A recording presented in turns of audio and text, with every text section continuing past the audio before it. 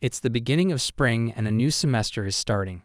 Our protagonist finds himself in a new class, and today is the first day of school. Right next to him sits a girl who's both dangerous and famous. Her reputation precedes her. As the teacher asks everyone to settle down, he can't help but notice her striking appearance. Red eyes with dark circles, doll-like skin, unusually red lips, and an expression that seems trapped between anger and sadness. Everything about her screams danger. He's only ever heard rumors about her and has never actually interacted with her. They seem to come from different worlds. Our protagonist, who's never talked to a girl before, is simple, unremarkable, and not stylish at all. He's a second-year high school student named Karuki. The only things he knows about her come from what others have whispered. Then he hears someone call her name. Chihara. A few classmates start gossiping about her, saying she's really pretty but also kind of dangerous. The boy mentions she's bipolar and has all these restrictions, and that it wouldn't be good if she noticed them. The girl chimes in, saying her friend finds Chihara scary. The boy agrees, calling her a danger. Karuki realizes that she seems to be quite popular, yet feared at the same time, and he can't help but notice how much she talks about her every day. Despite this, he can't even imagine ever interacting with her. But suddenly he feels her gaze on him. She's looking directly at him. He panics a little, wondering if she didn't like him staring at her for too long. Did he make her mad? He thinks about the power of a pretty girl's stare and wonders what to do. Running away barefoot feels like a better option than dealing with this. He apologizes mentally to his mom for being useless so soon. Should he apologize to Chihara, but without directly addressing her? He realizes she's still staring, and they're literally facing each other. What should he do? He tells himself not to weaken. She's not going to take his life, right? He notices how close she is and finds himself staring again. His biggest obstacle now is that there's nowhere else to look. Without meaning to, his eyes drop, and he sees them. Yes, them. He wonders how things ended up like this. Unsure of what she wants from him, he suspects it might be a prank or a new way to bully him. Slowly it becomes clear that the rumors were about her, not him. Still, he wonders if she's actually noticing him. Is he in trouble? Is this what it's like dealing with dangerous girls? A wave of panic washes over him, and he wishes he could just hold someone's hand. Unsure of how to respond, he notices that she's still staring at him, though at least she's blinking. Finally, he decides to call her, but she surprises him by grabbing his face and whispering in his ear. She asks if she can take a look at his notebook. Confused, he decides to hand over his math notebook too. Now she's even closer to him. She looks a bit confused but thanks him anyway, and he can feel his back soaked from how close she was. He's still wondering if she's as dangerous as all the rumors say, realizing he doesn't really know much about her at all. She pulls out a notebook and hands it over, calling it a thank you gift. He takes it and realizes he's holding the history notebook instead. The teacher announces they're diving into trigonometric functions today, but Karuki is distracted, thinking she might actually be kind of interesting. Suddenly, the teacher asks him to solve a problem on page 15, but he admits he doesn't have a clue and only knows random facts about the Edo shogunate, which just leaves the teacher speechless. Time ticks on, and he notices the girl has fallen asleep, but even her sleeping face looks a bit intimidating. He stares at her feeling all sorts of emotions, surprised, confused, and just a bit uncomfortable, trying to figure out what her deal is. He notices her laughing while glancing at her wrist. Other students gossip nearby, speculating about her behavior. They mention how she looked at her wrist and smiled, expressing their belief that she might be in trouble. They even suggest that Chihara-san seems to have a dangerous, unsettling presence, hinting at a dark side to her personality. Hearing this, he finds himself confused, reflecting on how Chihara indeed fits the image of someone with such traits. Her appearance aligns with the type of behavior they describe, making it easy to imagine her engaging in such actions. After class, he arrives drenched in sweat, visibly nervous as she approaches him. She pulls out a packet and extends it towards him. He notices she is offering him some gum. He ends up stuck in an awkward mental battle. Part of him finds her strangely fascinating, but another part is worried about what accepting the gum might mean.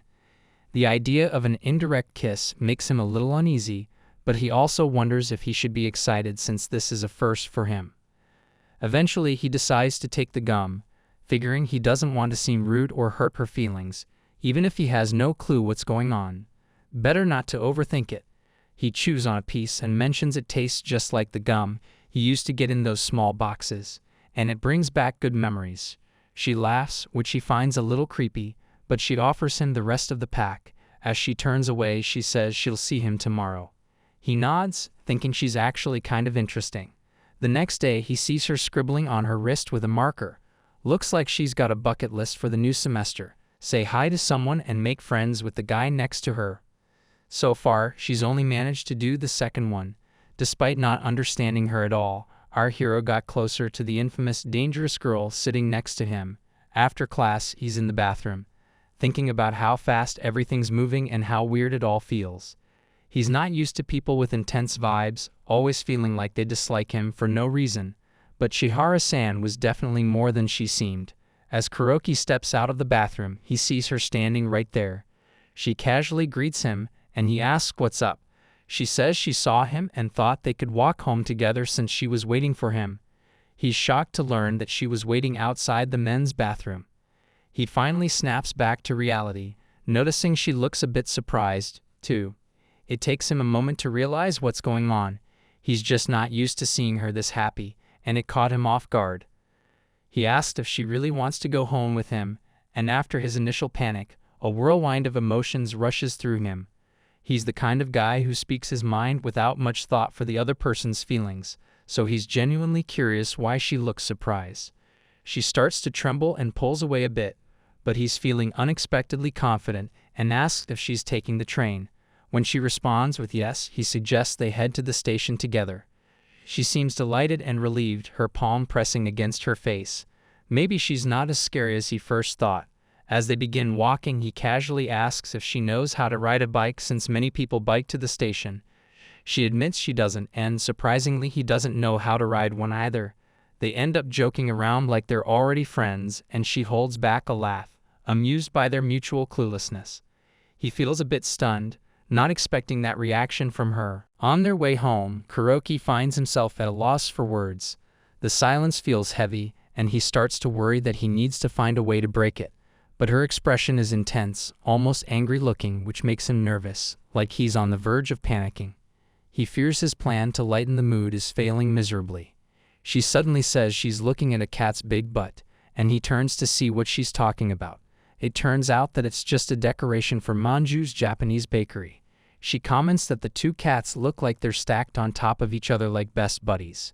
He's a bit confused and asks if her eyes are okay. She admits she's wearing colored contact lenses and adds that they're not exactly the highest quality. He offers her his glasses, the ones he uses when he can't see the small print on the blackboard. She tries on the glasses and seems to realize what she was actually looking at. When she hands them back, there's a faint blush on her cheeks. Kuroki admits he also had trouble seeing the decoration at first. She quickly tells him to forget what just happened, and he responds with an awkward apology. As she turns her back and continues walking, he suddenly realizes she's actually kind of cute. He slaps himself twice in the face, trying not to be an idiot, then catches up to her, asking if she likes cats. She doesn't answer and just repeats for him to forget what happened. He agrees, saying she's right. When they arrive at the station, he tells her he's heading to lane 4. As she's about to say goodbye, she stops him, rummages through her bag, and pulls out a marker, asking him to extend his arm. He's confused, wondering what she's going to do. She writes her chat ID on his arm, Love Cat May, and says she wants to talk to him outside of school too.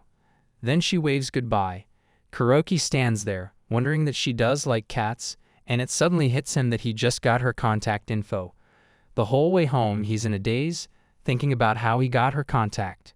He boards the train, passes through another station, crosses the street, gets home, and excitedly tells his mom he got that Chihara-san's contact information, to which she congratulates him. Back at school, another girl is looking for Mai and finds her, hugging her from behind and asking what she's up to. She asks if Mai is free and wants to come to her room, so Mai agrees. Turns out this friend is Chinatsu Iwakura. She comments that Mai's nails look dull and mentions that black really suits her. She adds that her current boyfriend is way too into her and jokes about maybe giving up on dating since she just broke up with her ex. Shinatsu then wonders aloud if it wasn't better with the ex because he didn't find her annoying and was really sweet to her. She mentions she also loves Mai for always being there to listen. She notices that Mai is bleeding and asks why, to which Mai sheepishly admits she bit her own cheek. After a while, Shinatsu finishes painting Mai's nails and asks if she can take a photo to send to her boyfriend, mentioning that she did Mai's nails. She proudly boasts about how fast her current boyfriend is with messages and promptly sends him the picture. 7 seconds later, he reads her message, which makes her really happy. Shinatsu asks again if he really was better, but Mai doesn't seem too thrilled. She then says she wants to ask something, and Shinatsu prompts her to go ahead. Mai inquires why Shinatsu sent that message. She explains that they both like to keep up with what each other is doing. Mai responds that she'll give it a try, but first asks if doing so will help her get closer to someone else. Shinatsu, though initially confused, quickly confirms, yes, it will. She then inquires if Mai wants to get closer to someone. She stays silent, but Shinatsu laughs and tells her she's cute. She then decides to pick out some clothes and makeup for her while continuing to paint Mai's nails. She tells her not to worry, and feeling reassured, Mai agrees, and Shinatsu suggests they go shopping for clothes after class. Meanwhile, we switch back to Kuroki, who's at home watching TV. He thinks about watching a movie until bedtime when suddenly his phone rings. It's a notification from that Chihara-san. He sees a picture of a bowl of udon and wonders what kind of photo it is. Unsure how to respond, he decides to reply that he had fried mackerel for dinner. After sending the message, he sits nervously, waiting for a reply. When his phone pings again, he jumps in fright. Checking his phone, he sees her reply and feels a wave of relief. He finds it amusing that someone as mysterious as her eats something so healthy. Meanwhile, she seems equally taken aback by this strange exchange. The next day at school, Kuroki overhears a group of girls discussing Chihara. They're commenting on how she seems completely different now and wondering if she's okay. Kuroki realizes they're talking about Chihara-san again and that she's become the main topic of conversation at school. Given her appearance, it's no surprise. People are quick to jump to conclusions about her actions. She never seems to address the rumors or try to refute them, which only causes them to become more exaggerated. He thinks she isn't the type to cause trouble or manipulate people. That's just not her style. Deciding to chime in, Kuroki says he doesn't think she's as scary as people make her out to be. He heads back into the school as the students chat about random things, like how Chihara almost fell off her bike on the way to school. Suddenly, a couple of those students approach him, asking what's going on between him and the scary girl. They seem curious, especially since the subject is Chihara, and they wonder if there's something secretive going on between them. Their imaginations are running wild, thinking of all sorts of scenarios. Kuroki thinks about telling them they went home together, but he knows that would only start another strange rumor. Instead, he decides to mention the gum she gave him. However, he accidentally blurts out, "I received a long one." The boys are surprised and mistakenly believe he received a sword from her. Kuroki expresses that it was nostalgic, confusing the boys further with his comment. They start speculating and whispering, still not understanding what's really going on between their classmates. Nothing about this situation makes any sense at all. Kuroki nods in agreement, acknowledging that the boy is probably right, and another boy chimes in, saying he's just a regular guy, completely ordinary. Meanwhile, the girl Kuroki likes is caught up in all the rumors. Kuroki reflects on how little they truly know about her, even though she does make a strong impression. He can't deny that she sometimes comes off as a bit of an airhead, but he wouldn't say that aloud. So he mentions that she likes butts. The others are even more shocked and imagine her touching Kuroki's butt. Then he remembers the time she wrote something on his arm with a marker, but the others' imaginations run wild, thinking it could mean anything like seriously writing on the body. He jokes that she really cares, and they immediately assume she wrote something like, "I love kittens" on his skin. Their whole perception of the situation gets even more chaotic, and they start overthinking things. Kuroki chuckles, saying he finds her funny, but quickly notices their expressions have gotten even weirder. Kuroki's still oblivious, but they suggest dropping the topic. He feels a bit flustered, thinking he's the worst at handling these things. After the awkward encounter, Kuroki continues to wander around the school, still amused by how quickly things escalated. He suddenly realizes he didn't give her anything in return for the gum she gave him. He feels it would be rude not to reciprocate, but he's unsure of what to do. He worries that getting something back might be awkward or inappropriate, but he can't ignore her kindness. Remembering that she usually goes to the next classroom during breaks, he heads over there. When he arrives, he's taken aback by Chinatsu's appearance. He asks if Chihara is around, and her friend informs him that Chihara has a headache, so she has gone to the infirmary. Kuroki thanks her and leaves. Chinatsu ponders who this middle schooler was. Meanwhile, Chihara is dealing with a severe headache caused by a bump on her head from a bike accident. Kuroki ends up in the infirmary after getting injured. The teacher informs him that he's lost a lot of blood but reassures him that the wound isn't deep and there's no need to worry. He thanks her and she advises him to go to the hospital if he starts feeling unwell. He insists he's fine and continues to reflect on how things have escalated. As he heads to class, he accidentally bumps into a member of a hall club, causing him to stumble. The club member reacts by shoving him roughly and calling him weak. Afterward, the member takes Kuroki to the infirmary, apologizing for the incident and expressing concern that he might have been in the way. He tells Kuroki not to hesitate to ask for help and even offers to inform his teacher. Kuroki thanks him for his kindness. Later, in his next class, Kuroki needs to drop off the infirmary card.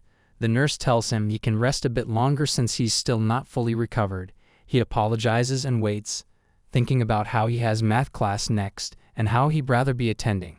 While waiting, he sees Chihara-san through a curtain. When he turns, she disappears, but he senses someone's presence. She suddenly appears in front of him, startling him deeply. Concerned, she asks about his injury, and he explains that he simply bumped his head and lost a lot of blood, but it's not a big deal.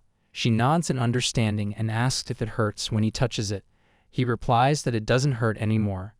Gently, she lifts her hand and touches his hair. He feels a bit embarrassed, but also touched by her concern as she continues to run her fingers through his hair. He gently takes her hand away and asks if she came to the infirmary because she was in pain. She nods and recalls that her cat scratched her face. Just then, the teacher returns, stating she has talked to Kuroki's math teacher, but there is complete silence and it seems like they both vanished behind the curtain. The teacher assumes he must have gone back to the classroom, and she walked past him. Meanwhile, they're both still hiding in the nurse's room and Kuroki is wondering why she is hiding him. Eguchi-sensei hears a colleague, asking her to come to the staff room. As she leaves, Chihara explains that her headache is due to a bump on her head. He gently taps her forehead, concerned about her pain, and asks if she's okay. She playfully prepares to flick him in response, prompting him to apologize for causing any trouble. Expecting a flick, he shuts his eyes and braces for it, but instead, she hugs him. Afterward, she puts everything back on the bed and tells him to get some rest before heading out. Kuroki senses that she's genuinely worried about him, but her lingering scent on the bed makes it difficult for him to sleep, especially with everything he's going through. The next day, Chihara-san is at home, brushing her teeth and getting ready for school. After wearing her uniform, she makes sure she hasn't forgotten anything. As she steps outside, she notices people staring and whispering. Confused, she looks down and realizes she's wearing mismatched, decorated shoes. Panicking, she considers going back to change, but worries about being late. In her mind, an imaginary Chinatsu reassures her that everything will be fine. Deciding not to stress, she heads to school anyway. However, the teacher ends up calling her over, and she braces for a scolding. The teacher tells her she can't wear something so flashy and needs a good reason for it. In reality, there's no excuse, so the teacher holds her shoulder and says she understands everything. Fast forward to the 4th period, where Chihara notices she's bought the wrong jacket. She realizes she must have picked up the wrong one while folding clothes in the laundry room. The imaginary friend pops up again, reminding her not to worry and to stay calm, reassuring her that everything will be fine. The friend suggests that even if she makes a mistake or someone gets upset, she should remain confident. Taking the advice to heart, Chihara decides to keep wearing the wrong jersey. Later, the principal calls her to the office, mentioning that the school has its rules. At lunchtime, she has to write an apology letter, but when she checks her phone, her father's message reveals she forgot to take her lunch. She digs through her pocket for some spare change and buys sweets, which surprisingly turn out to suit her well. People even comment on her unique and cool eating habit. Kuroki asks if she only eats sweets and if that's her usual habit. He wonders if it's enough or if there's a reason behind it. He apologizes for the misunderstanding and offers her some of his rice cakes. He mentions that there are only 2 left, which is too much for him since they're just leftovers from last night's dinner, made by his mother. Despite being cold, he thought they'd still taste good. She makes a funny face, and he asks if she doesn't like them. She reassures him that she loves rice cakes, and he ends up thinking that her shoes are actually really cool. In class, someone might consider another person their only friend, but in reality, that person is friendly with everyone. It's the classic case of "you're my only friend, but I'm not yours." During English class, the teacher pairs students up, and Kuroki considers pairing up with her. She tries to call him and see him talking to others, and about how she appears to people with her deadly aura. Kuroki calls her, and he wonders if she is okay. He then suggests they pair up, but she seems confused. He mentions he's already got worksheets from others, but it seems everyone else paired up without him. He asks if she's already paired up, and when she hesitantly responds no, her uncertainty only adds to the confusion. But he's still relieved. We skip ahead to where Kuroki is shopping for his little sister's birthday. He's picking out a cake. His mother wants a cheesecake, his little sister wants a Mont Blanc, and his father is set on a strawberry pie. Each family member has a different taste, which makes the cake selection quite varied. He then notices that Chihara-san is also there. He steps back, thinking maybe he shouldn't call her and should avoid interfering in her private life, considering she might be with someone. He decides to focus on his task instead. At that moment, a man approaches her and asks if she has a moment, introducing himself as a photographer and inquiring if she has any time to spare. He takes her photos. A bit later, Kuroki finishes his shopping and bumps into her again. She's alone now, and he debates whether to say hi, but then a small girl next to him starts crying, asking where her mom is. Chihara notices the situation and sees him comforting the child, asking where her mom might be last spotted at the bookstore. Chihara wants to help but worries that her intense gaze might scare kids away, which has happened before. Kuroki reassures the girl that everything will be fine because her mom should be close by in the shopping district. Just then, Chihara appears, wearing a mask. The little girl calls Chihara a lovely warrior, to which she nods in agreement. However, the girl argues that her hair doesn't match the lovely warrior's style. Chihara clarifies that she's just a fan and mentions that she's in her 2nd year of high school. Chihara then suggests they go to the police station, while Kuroki wonders if she's always watching him. They end up finding the little girl's mom, who's really grateful.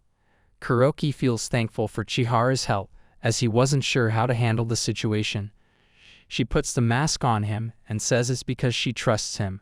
He asked about her day, and she mentions she went to a cat cafe. We jump to another day during lunch break. Our hero notices that this time Chihara-san hasn't forgotten her lunch. It feels wrong to see her eating alone, especially since he's never seen her bring a homemade lunch before. She always had sweets and was with someone else. But now her friend is absent, so she's by herself. He decides to invite her to join him for lunch for the first time. They head up to the school terrace, and he tries to ignore the curious looks they're getting. He asks if it would be too much trouble for her, and she says it's fine, especially with the beautiful weather. He admits he's not great at inviting people and doesn't have many friends, so he's happy they got to talk that day. That's why he wanted to return the favor. As she starts eating, she drops her chopsticks.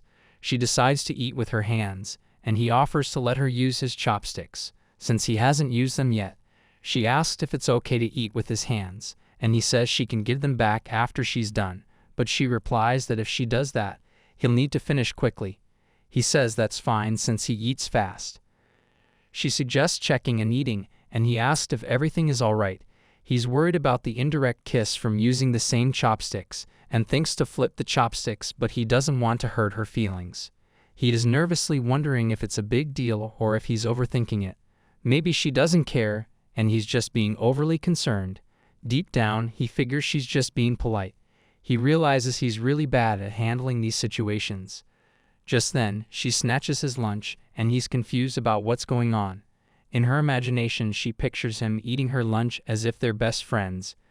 She tells him she messed up and he asks what she means. She picks up a tamagoyaki and offers it to him, and he asks if everything is alright.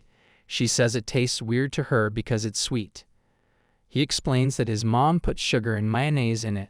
She mentions she'll ask her dad how to make it, and he wonders if her dad makes it. She says that when she's in a good mood she makes delicious food, but her lunchbox is too small, but still he praises her bento.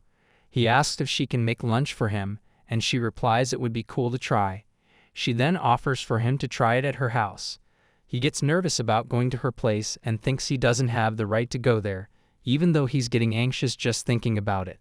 He needs to be more confident and doesn't want to refuse her offer. He fumbles and says that he really doesn't want to, but then realizes he's not expressing himself well and apologizes for ending things awkwardly. After classes, she thinks about how much she wants to eat her dad's food. She's at a coffee shop that belongs to her dad. The next day at 7 a.m., she's with her friend, planning to have fun with her. They decide it's better to spend the day having fun, and Shinatsu will help her with clothes and makeup. They usually hang out together, and today they grab some energy drinks. Since they're running late for the party, they drink up and chat about everything they've been up to. Chihara gives an intense gaze to Shinatsu, and when she asks, she gets up saying she's going to brush her teeth and wash her face so she can be ready. They start by putting on face masks that need to stay on for a few minutes, and Chihara has to stand still like a mannequin. She says it's fine, and Shinatsu starts wondering about what to make her wear, trying on different clothes and showing them. Chihara unsure which one to pick, so she decides on the most intense outfit, but there's no one to help her decide. Her friend picks an outfit too, but since there's no one to give feedback, she's left choosing her own clothes. By the time Chihara takes off this face mask, her face looks stunning. The friend picks shapewear, and they move on to makeup. Once it's done, Chihara looks adorable with big eyes, like a delicate porcelain doll. They switch to another outfit, and Shinatsu comments that she looks like a doll from a royal family and is curious about her parents. They move to yet another outfit, saying her cuteness belongs to someone else, and that's the end. Shinatsu picks another outfit for Chihara and finds her cute once again. After trying on countless outfits, she's thrilled and feels like she lost control from excitement. If it weren't for the typhoon, they could have gone out as usual, but since they were stuck at home, they decide to do it again and try even harder next time. She suggests meeting around noon for their next attempt. Later, Chihara sends the photos to Kuroki and he's thrilled, finding her incredibly cute, like someone you'd see on a magazine cover. Inside the school, two girls are gossiping about Chihara-san, saying she looks like a doll and feels cold to the touch, speculating her body temperature must be very low. One of them agrees, thinking she seems like the type who gets cold easily, noting how different her body is. Meanwhile, Kuroki is shivering, thinking about how cold it is with the window open, feeling like he might be the only one struggling with it, regretting not wearing a coat, but then notices that Chihara-san has already closed the window for him, or at least, that's what he thinks. He ponders if she felt cold too, grateful she closed the window. The bell rings, and suddenly she gets very close, cupping his face with both hands, saying it's warm. He's utterly confused as whispers spread through the room that they might kiss. She releases his face, commenting that he looked cold, and he realizes she noticed it. She then offers him a blanket, saying it's a gift she hasn't used yet and that he might catch a cold without it. Kuroki hesitates, telling her it's not necessary, but she insists. Just then, the teacher arrives, announcing class is about to start. Someone compliments Kuroki on how cute he looks today. Flustered, he internally thanks him, feeling embarrassed. The teacher asks the student near the window to close it. Jumping to the weekend, Kuroki reflects on how crazy the week has been and thinks it's finally time to head home. But halfway through his walk, Chihara-san shows up again, calling his name. He notes that lately she's been waiting for him, though sometimes she goes with another friend. But she has many other friends and is often busy, so Chihara-san seems to choose him more often. Despite feeling like a second option, he finds it strange that she chooses him at all. Suddenly, she bends down and starts touching his stomach, leaving him completely baffled. She casually explains she wanted to know if he was hungry, and he wonders how she can tell just by touching him. She replies that anyone would be after class. He responds that he thinks that must be it, and she suggests they go somewhere. As he imagines someone like her drinking tea after school, he pictures her sipping milk tea with tapioca or something with lots of cream on top. Kuroki asks if she comes here often and if she likes the place they're heading to. She nods, saying she comes sometimes, but only brings about 100 yen to spend on something from the vending machine. Kuroki can't help but think she sounds like an elementary student using her entire allowance in one go. She then adds that today she plans to get some crispy fried chicken from the convenience store and asks if he's ever tried it. She admits she hasn't had it as a snack before and that she wouldn't normally eat meat alone, but since she's with a friend and feeling hungry, she's craving it now.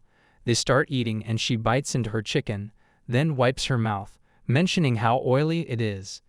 He thinks to himself that they're just eating chicken, but she suddenly asks if he has any napkins and tells him to wipe her mouth. He's caught off guard, unsure if she really wants him to do it. Wiping someone's mouth would be embarrassing for him, whether it's his younger sister, parents, grandparents, or even a neighbor. But in the end, she manages to catch his attention, and he ends up doing it.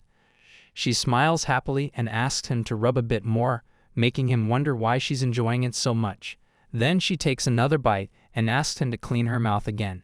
He suggests it might have been better if she waited until she was finished eating before he wiped her mouth. He asks if she understands what he means by that, and they continue their conversation. Sometime later, Kuroki is in a bookstore, recalling a place in the magazine section. While he's browsing for what he wants, Chihara suddenly appears right behind him and asks if he likes that manga. Startled, he admits he didn't expect to find it there and explains that it's not that he likes it. His sister asked him to get it for her. Chihara nods in understanding, and he asks what she's looking for. She mentions buying something that seems like it's meant for building beautiful castles and bringing them to life herself. He comments that she's the type to buy the entire volume. She then asks him what kind of manga it is. He describes it as a chaotic story about a girl who wants to become a great idol, filled with themes of struggle, hard work, and love. He adds that it's very interesting.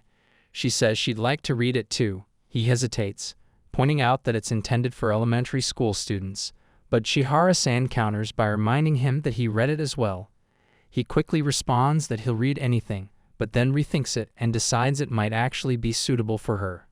In the end, he offers to let her read it first. She asks if she really can, and he agrees, saying that her sister probably has a lot of homework anyway. She thanks him, and it feels like they're very close friends. She decides to lend him her own manga in return. When he gets home, his little sister is excited and asks if he bought the manga. He takes the manga, which disappoints his sister, who was looking forward to reading it. Meanwhile, Chihara arrives home, and her father asks what she has there. She proudly shows him the manga she picked up, Star Idol Dar de Roll Submission. Her father asks if he can read it later, but she firmly declines. Later, Chihara's dad calls her, asking if she could bring something over to a neighbor, Matsumoto-san. It's an exchange related to the vegetables she recently delivered. Chihara agrees to take it over. He mentions that he isn't sure if she found out, but it turns out that Matsumoto-san has a cat now. Motivated by this, she goes out and buys a gift for the cat. Meanwhile, she arrives at the neighbor's house and asks if the cat is around. She hands over something her father sent, saying it was in exchange for some vegetables. The neighbor kindly says it wasn't necessary but appreciates the gesture. The neighbor offers to bring some sweet tea and asks her to wait in the room. Chihara agrees, saying she'd love that and would be grateful. While waiting, she looks around for the cat until it eventually appears. It steps back a bit, tosses something for it to play with, and then quickly moves closer to it. When the neighbor returns, she notices that Chihara has put the cat inside her coat. The neighbor remarks that they seem to have gotten along well, and she agrees with a nod. The neighbor mentions that she picked up the cat just yesterday and that it was surprisingly docile. Chihara thinks to herself how cute and warm the cat is. Matsumoto-san admits she hasn't named the cat yet and asks if Chihara has any ideas for a cute name. She looks at the cat but doesn't come up with a name immediately. The next day at school, Chihara greets the Kuroki with a cheerful good morning. He asks if something good happened yesterday. she moves closer and shows him a photo of her neighbor's new cat, excitedly telling him that the neighbor now has a pet cat. He responds by commenting on how white and cute the cat is, asking for its name. She reveals it's Kuro, which means black in Japanese. Since the cat is white, she chose the name as a tribute to Kuroki, whose name uses the kanji for black and tree. In the classroom, some students are chatting about having bought something. Kuroki's friend remarks how lively and cheerful her class is. Mai asks if something special is happening, and Shinatsu mentions a recent trend, the Russian dumpling game. The game involves taking a cupcake and filling it with mustard, wasabi, Tabasco sauce, and various other ingredients. Then, everyone spins around and randomly picks a cupcake. Whoever gets the stuffed cupcake loses. Curious, Chihara asks if she has ever played the game before. Shinatsu replies that she hasn't and loves to enjoy her cupcakes. However, if she did participate, she would be happy if her crush ate them instead. Chihara teases her, asking if that would really make her happy, and she shyly admits it would, but she would eat it herself if he wasn't present.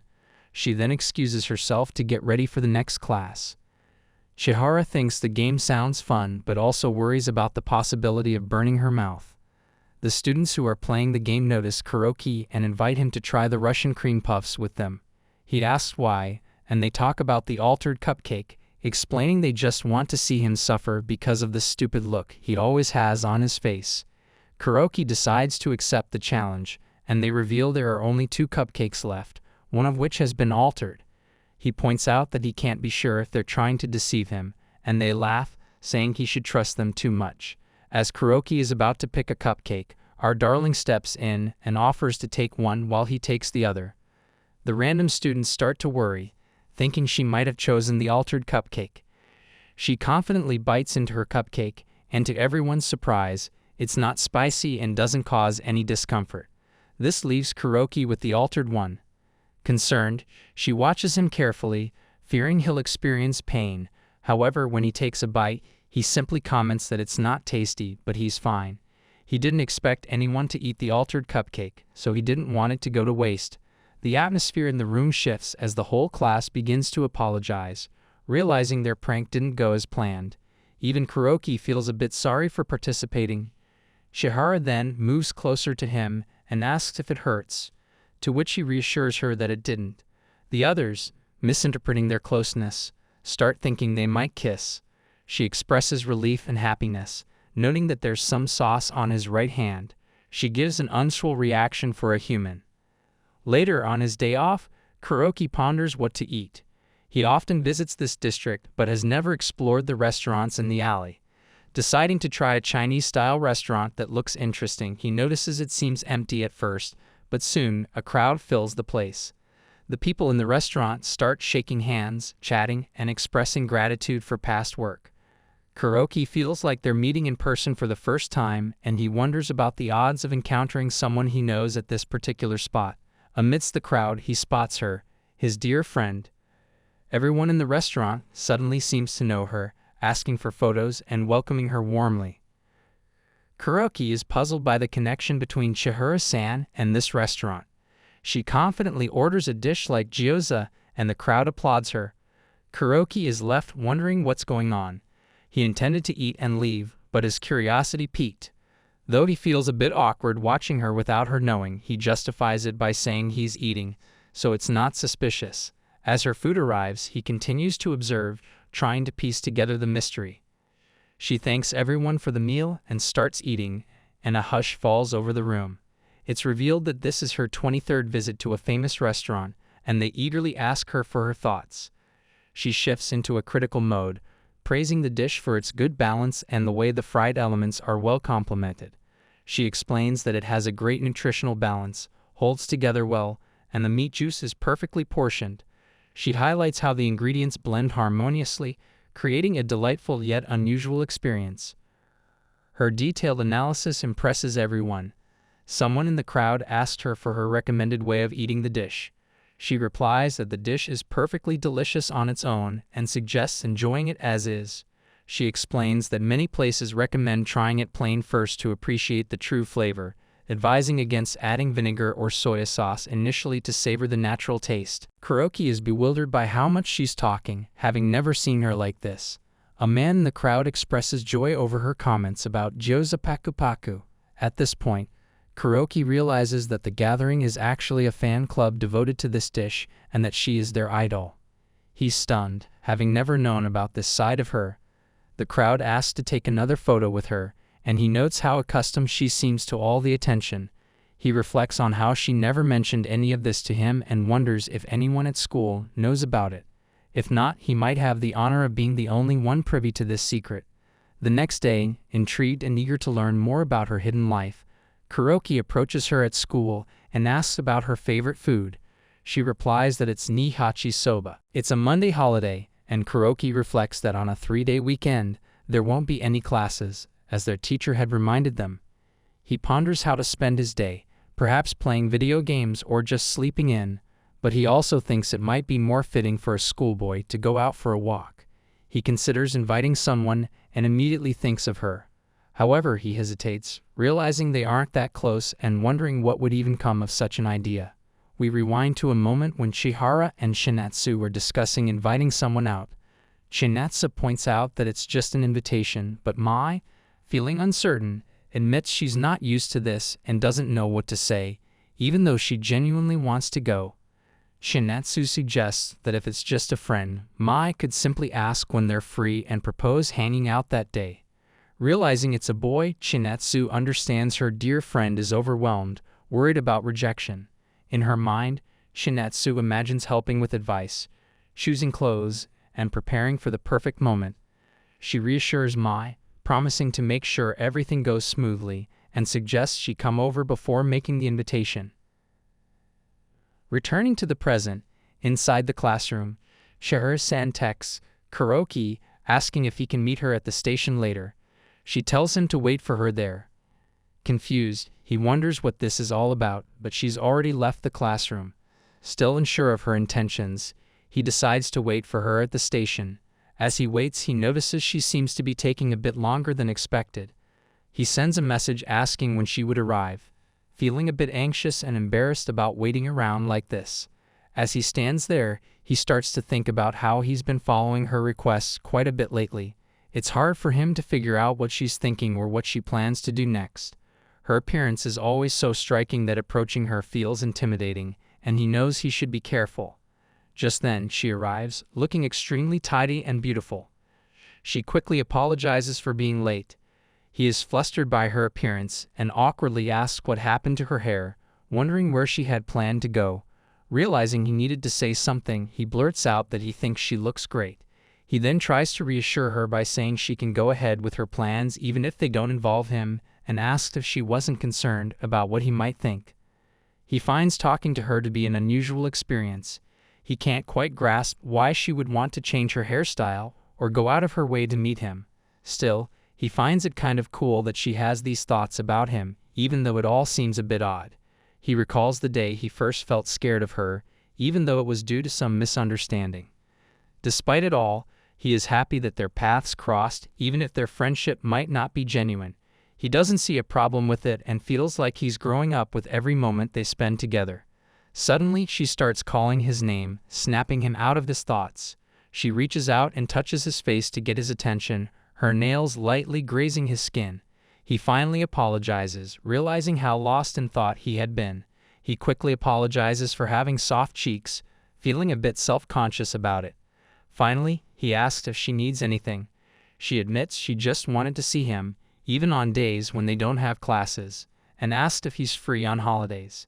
He's taken aback and asks what she means by holiday, feeling a bit silly for not understanding her intent. He wonders if she's serious, but the way she looks at him suggests she is.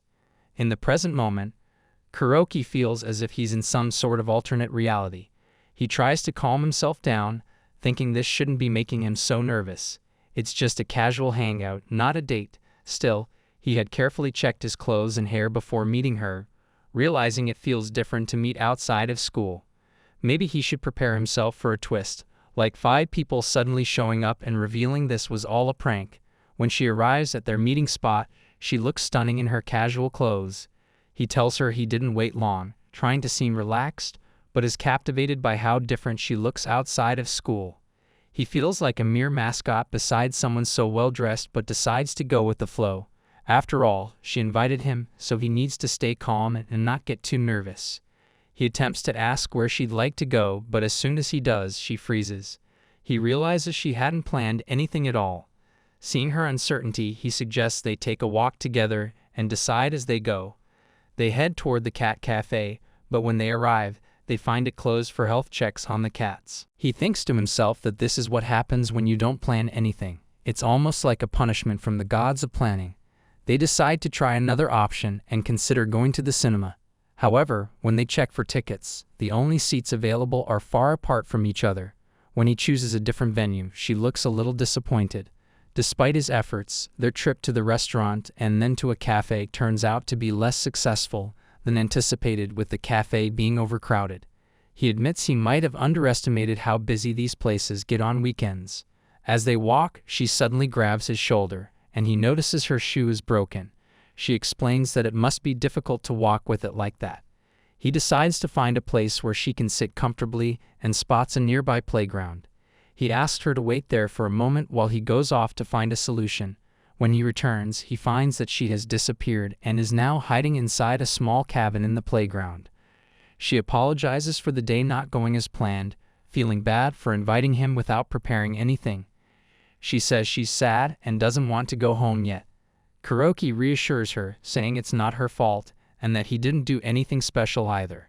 He expresses that he's genuinely happy she invited him and would be content with just spending time with her. He asks her to come out from the cabin and, as she does, he hands her a pair of sandals with cute cat details. He explains that he thought about their different tastes and chose something he hoped she'd like, but if she doesn't, she can throw them away when she gets home. He apologizes if they aren't to her taste. Her smile brightens the moment, and she suggests they get some strawberry candies before heading home. He's relieved and grateful to see her smiling.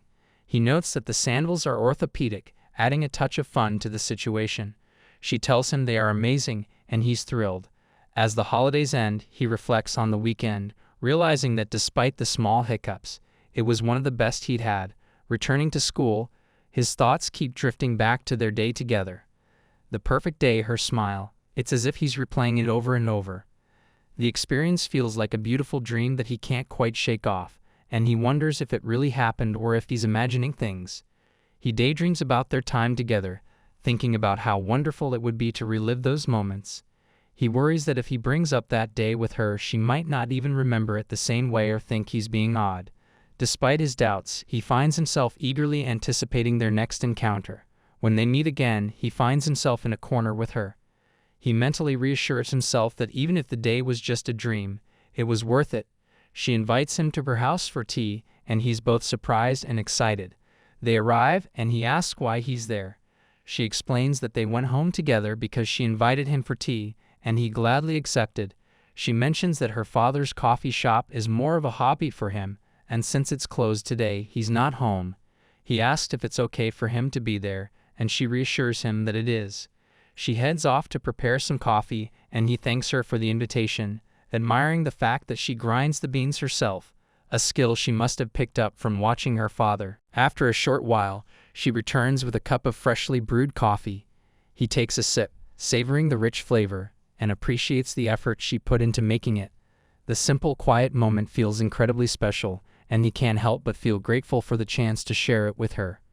Kuroki takes a sip of the coffee, initially noting that he doesn't usually drink it this way, but he appreciates the gesture.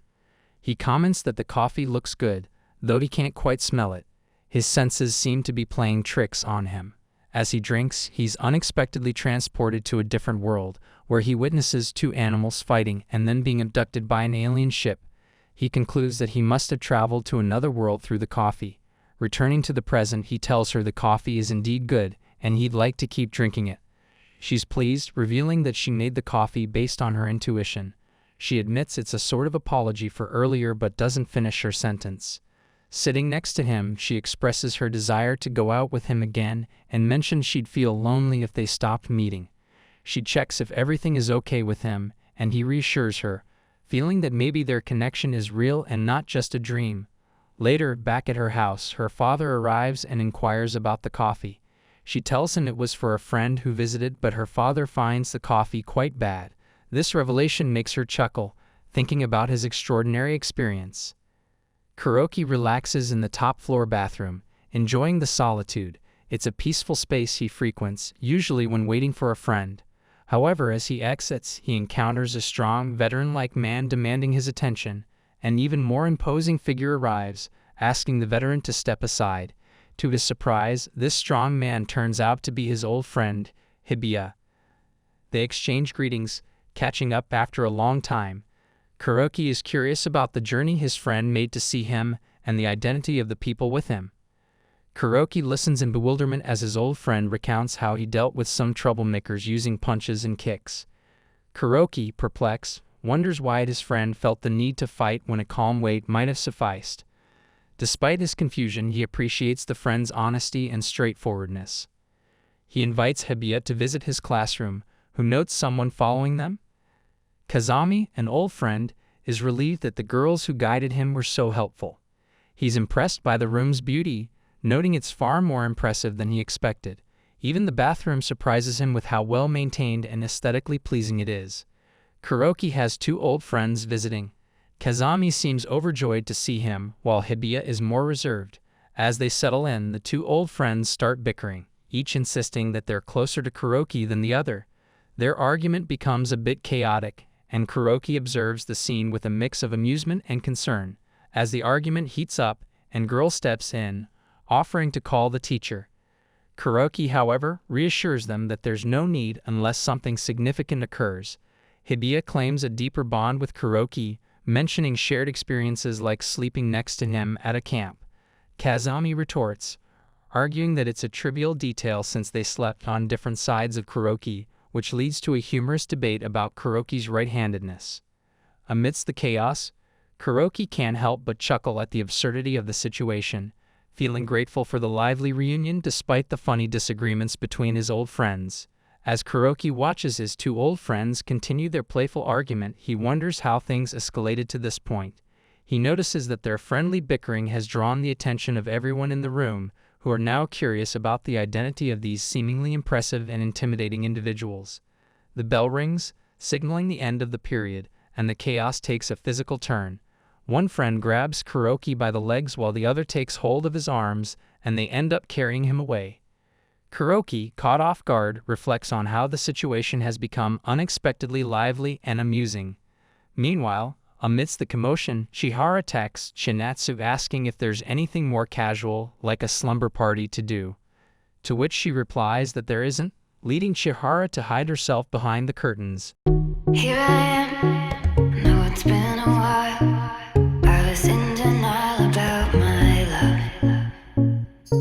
Here I stand, I know I walked away.